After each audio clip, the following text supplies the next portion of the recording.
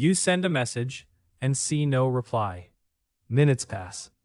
Then your mind starts making noise, and a blank space on a screen begins to feel bigger than it should.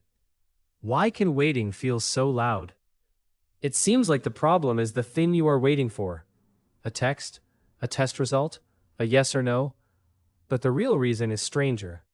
Your mind often hurts more from not knowing than from bad news itself. Why would no answer feel heavier than an answer? Part of it is uncertainty. That just means your brain has no clear shape for what comes next. When there is no ending yet, your mind does not stay empty for long, because an open gap invites guesses, and guesses quickly turn into stories. One missed reply becomes 10 possible meanings. One delay becomes a whole future. This is close to what psychologists call intolerance of uncertainty.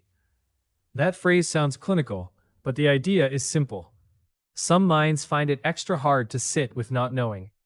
The missing answer feels less like a pause and more like a threat. Does that sound familiar? Your brain is built to look ahead. That helps you plan. It helps you stay safe. But when there is nothing clear to plan for, that same skill can turn inward and start searching for danger, even when the danger is only a maybe. So your thoughts get busy. Very busy. A useful clue comes from research on something called the Zeigarnik effect, linked to psychologist Bluma Zeigarnik. It is the tendency for unfinished things to stick in your mind more than finished ones. In plain words, your brain keeps loose ends on the table. A task not done. A talk not finished. An answer not in yet. Why does your mind keep circling the same thing? Because open loops pull attention. Your brain treats them like tabs left open in the background. Each one uses a little energy. Each one asks for closure, which just means an ending your mind can file away and stop checking. Until then, it keeps knocking. There is also prediction at work. Your brain is always trying to guess what happens next. Some scientists describe the brain as a prediction machine. That means it makes rough models of the world so you can move through life fast. But waiting breaks that system. No new data comes in, no answer arrives, so the brain keeps updating guesses with almost nothing. That's why silence can feel active. Nothing is happening out there, but a lot is happening in here. Your mind starts scanning old messages, old tones, old faces, trying to extract meaning from scraps. And the less clear the signal is, the more room there is for fear to dress up as logic. Have you noticed how smart worry can sound? Worry often pretends to be useful. It says it is helping you prepare. Sometimes it does, but often it is just repetition with a serious voice. It feels like action, even when it changes nothing. That's one reason waiting can become exhausting.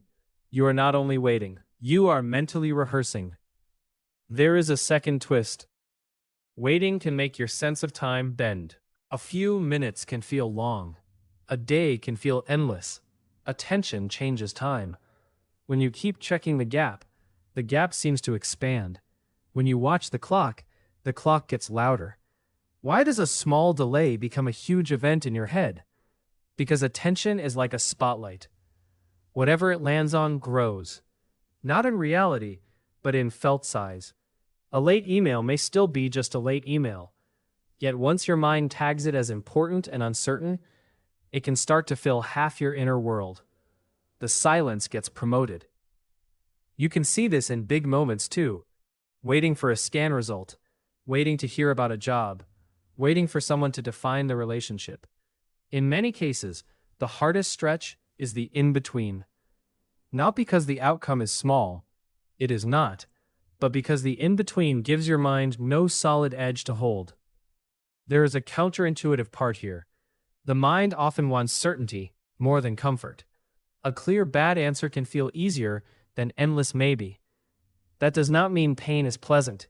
It means ambiguity, which is just a foggy lack of clarity, can drain you in a unique way. Would you rather brace for impact than float with no map? That's why you may keep checking. Checking your phone, your email, the portal, the read receipt. Not always because you expect new information, but because checking gives a brief sense of control. It is a tiny action in a powerless moment. The relief is real, but usually short. Then the loop starts again. Silence, meaning, fear, checking, relief, Silence. Your mind is not broken when it does this. It is trying in a clumsy way to close an open loop and protect you from surprise. The problem is that protection can become pressure. So the next time waiting feels loud, you may notice something gentle and important. The noise is not always proof that something is wrong. It is often the sound of your mind trying to fill a space it cannot yet stand. That does not solve the wait, but it can soften the story around it. You send a message and see no reply. Minutes pass. Then your mind starts making noise, and now you may notice that the loudest part was never the screen.